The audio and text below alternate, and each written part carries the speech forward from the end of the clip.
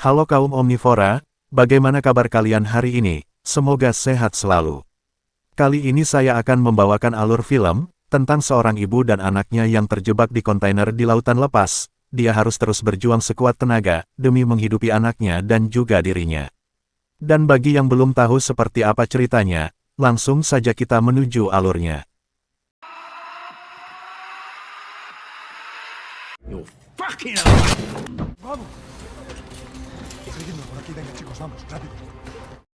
Kisah bermula di negara Spanyol, di mana di sana terdapat sepasang suami istri yang bernama Nico dan Mia yang sedang hamil tua. Mereka berdua hendak menjadi penumpang gelap, dengan membayar seorang petugas penyelundup, dengan uang yang sangat banyak, hanya untuk bisa menumpang di sebuah kontainer, yang nantinya akan dikirim ke negara Irlandia.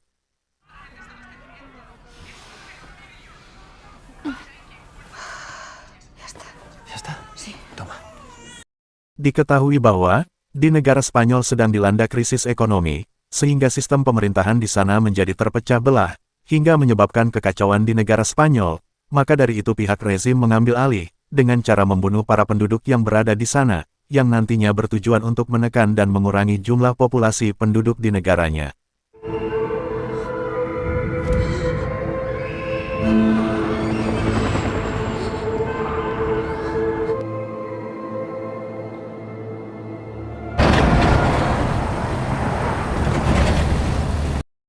Maka dari itu, mereka dan banyaknya orang-orang di sana, memutuskan menjadi seorang penumpang gelap, untuk menuju negara Irlandia, lantaran untuk menyelamatkan keluarga mereka dan juga untuk mendapatkan hidup yang lebih layak. Ketika di sebuah jalan, tiba-tiba truk kontainer diberhentikan oleh petugas penyelundup, lantaran dikarenakan jumlah bobot kontainer yang terlalu berlebihan, sehingga membuat Nico dan Mia pun harus berpisah. Yakni Mia berada pada kontainer bertuliskan, Nowhere, sedangkan Nico berada pada kontainer 107.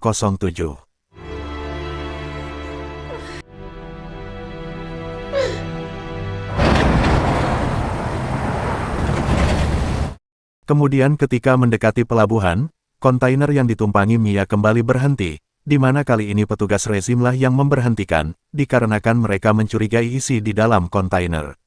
Maka dari itu, para penumpang segera menuju ke bagian belakang kontainer, karena di sana terdapat ruangan rahasia.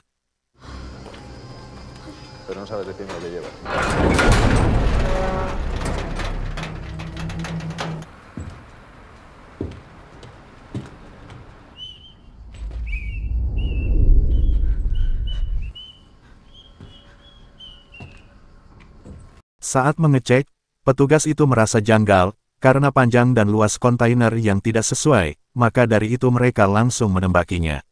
Dan cerita pun tamat.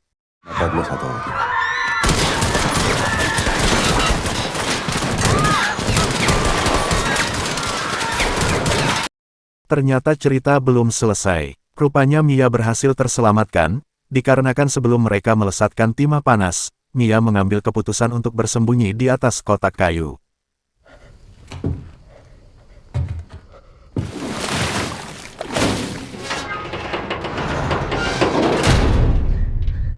Singkat cerita, ketika kontainer yang ditumpangi Mia seorang diri sampai di pelabuhan, di sini Mia khawatir akan keadaan sang suami, maka dari itu, Mia mencoba menghubungi sang suami, namun ternyata tidak ada jawaban.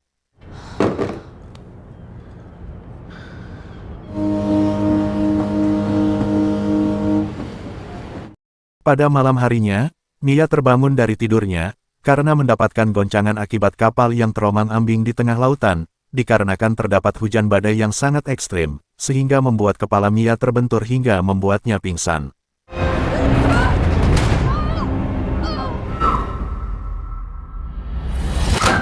Setelah terbangun dari pingsannya, Mia menyadari, kalau kontainer yang dia tempati terjatuh di tengah lautan luas. Selain itu, di sana juga terdapat beberapa kontainer yang ikut terjatuh. Menyadari bahwa kontainernya tidak akan bertahan lama, akibat lubang-lubang yang terus terisi dengan air, maka dari itu, Mia menambalnya dengan isolasi yang ditemukan di dalam kontainer itu.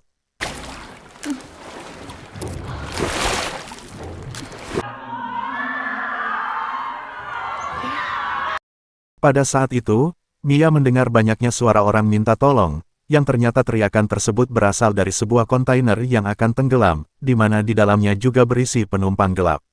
Bukan cuma itu saja, ternyata kontainer itu juga merupakan yang ditumpangi suaminya Mia, sehingga Mia menjadi panik dan berteriak histeris.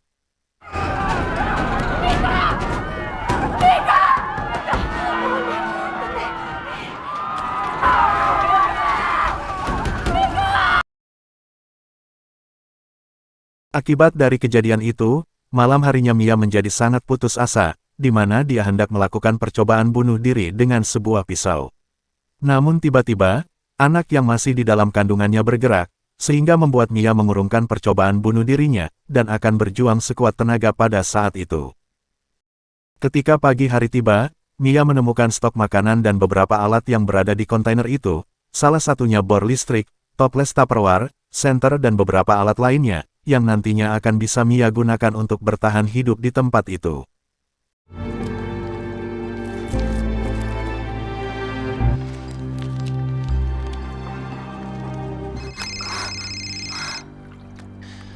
Mia. Pada saat itu juga, tiba-tiba telepon Mia berbunyi, ternyata itu merupakan panggilan dari suaminya. Di sini Mia sangat senang mendengar suaminya yang masih hidup. Kemudian Nico memberitahukan, kalau dirinya dan rombongan penumpang gelap, telah ditipu oleh petugas penyelundup, sehingga dirinya dan juga rombongan tidak berada pada kontainer 107, melainkan dirinya masih tertinggal di pelabuhan. Selain itu, Nico juga akan berupaya melakukan tindakan penjemputan, di tempat keberadaan Mia sekarang.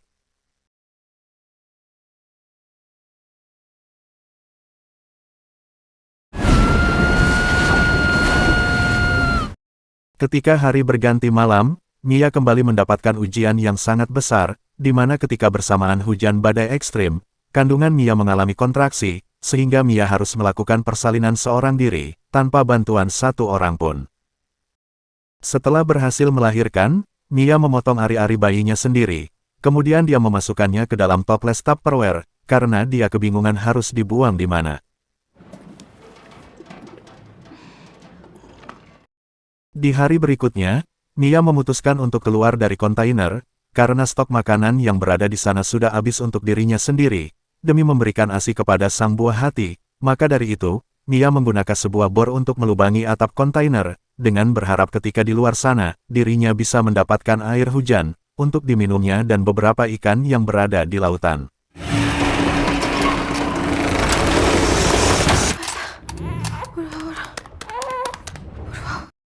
Namun masalah kembali terjadi, lantaran bor yang dia gunakan kehabisan baterai, sehingga Mia terpaksa harus menggunakan pisau untuk memotong besi kontainer itu. Akibat besi yang terlalu tebal, hingga membuat Mia kelelahan dalam memotongnya. Kemudian dia memutuskan untuk beristirahat dan melanjutkan pada esok hari. Kemudian pada malam harinya, Mia merasa kelaparan, akibat stok makanan yang sudah habis dimakannya, sehingga pada saat itu, Mia terpaksa harus memakan ari-ari bayinya sendiri, yang sebelumnya dia simpan pada sebuah toples Tupperware.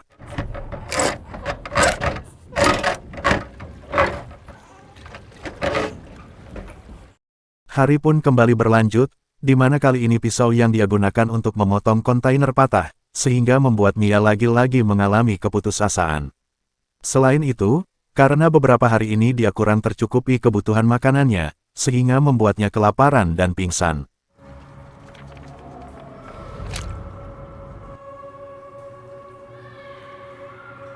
Di dalam pingsannya, Mia didatangi seorang anak kecil. Dari sini terkuaklah fakta, bahwa anak kecil itu merupakan anak pertamanya bersama sang suami.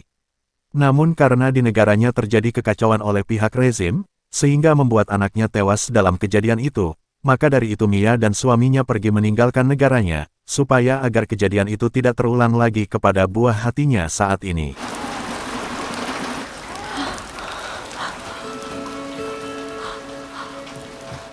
Setelah terbangun dari pingsannya, Mia mendapatkan sebuah ide ketika dia sedang membuka kaleng penutup makanan.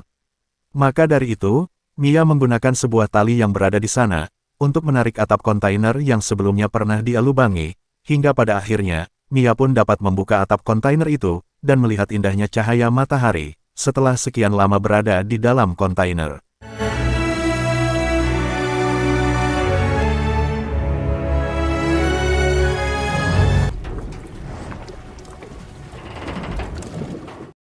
Hari pun kembali berlanjut, ketika Mia tanpa sengaja membuang sang bayi ke dalam laut. Tiba-tiba banyak ikan yang bermunculan, dari sini Mia lagi-lagi mendapatkan sebuah ide untuk membuat sebuah tombak ikan.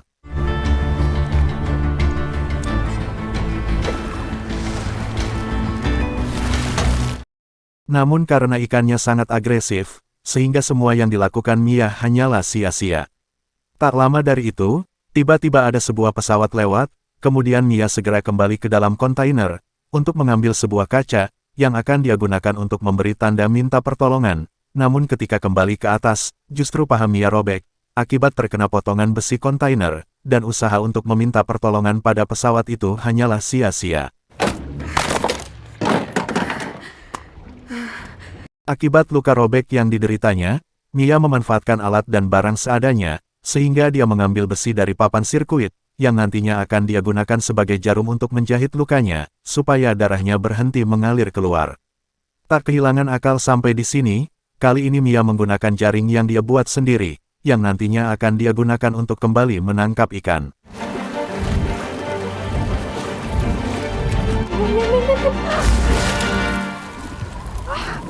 Setelah berhasil menangkap ikan, kemudian Mia memakannya secara mentah-mentah, sedangkan sisanya ia taruh ke dalam toples Tupperware untuk stok selama beberapa hari.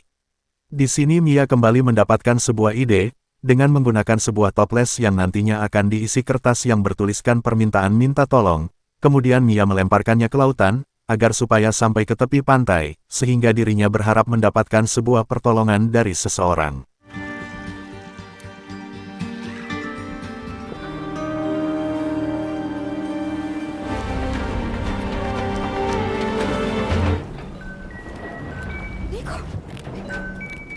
Singkat cerita, hari pun kembali petang, kali ini Mia kembali mendapatkan telepon dari suaminya, kemudian Nico memberitahukan bahwa dirinya dan rombongan penumpang gelap, berhasil tertangkap dan juga tertembak oleh pihak rezim, sehingga membuat dirinya sekarat karena kehabisan banyak darah.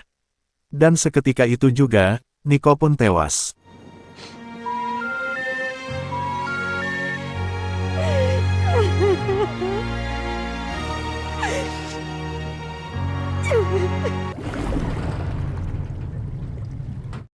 Tak terasa sudah 26 hari Mia berada di dalam kontainer, namun kali ini, Mia memutuskan untuk pergi meninggalkan kontainer itu, karena air yang masuk sudah semakin banyak.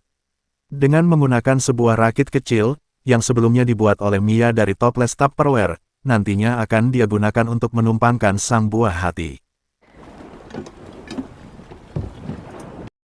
Ketika Mia siap melaut meninggalkan kontainer itu, dia justru kembali lagi masuk ke dalam kontainer, karena dia ingin mengambil foto putrinya yang sudah tiada, sebagai kenang-kenangan yang bisa dia simpan. Namun ketika keluar dari kontainer, Mia kehilangan sang bayi, lantaran sudah hanyut terbawa arus laut, sehingga membuatnya panik pada saat itu.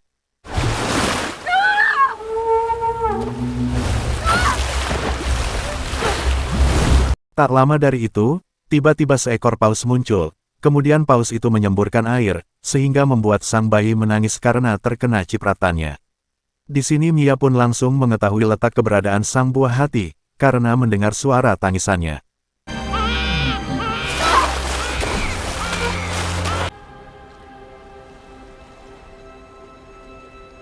Kemudian esok paginya, ada seorang nelayan yang tanpa sengaja melihat sebuah rakit kecil di lautan, maka dari itu, sang nelayan mendekati rakit itu untuk melakukan upaya penyelamatan kepada sang bayi dan Mia. Namun ketika rakit diangkat, ternyata Mia sudah tidak sadarkan diri, sehingga mereka melakukan tindakan upaya pertolongan pertama kepada Mia, hingga pada akhirnya, Mia pun kembali siuman. Shinai, it's okay. It's okay, okay. Ternyata semua perjuangan Mia selama ini tidak sia-sia. Hingga pada akhirnya Mia pun senang, karena bisa menghadapi semua cobaan dan rintangan yang datang. Sehingga pada akhirnya, cerita pun tamat. Sekian terima kasih dan sampai jumpa. Salam pengangguran Indonesia.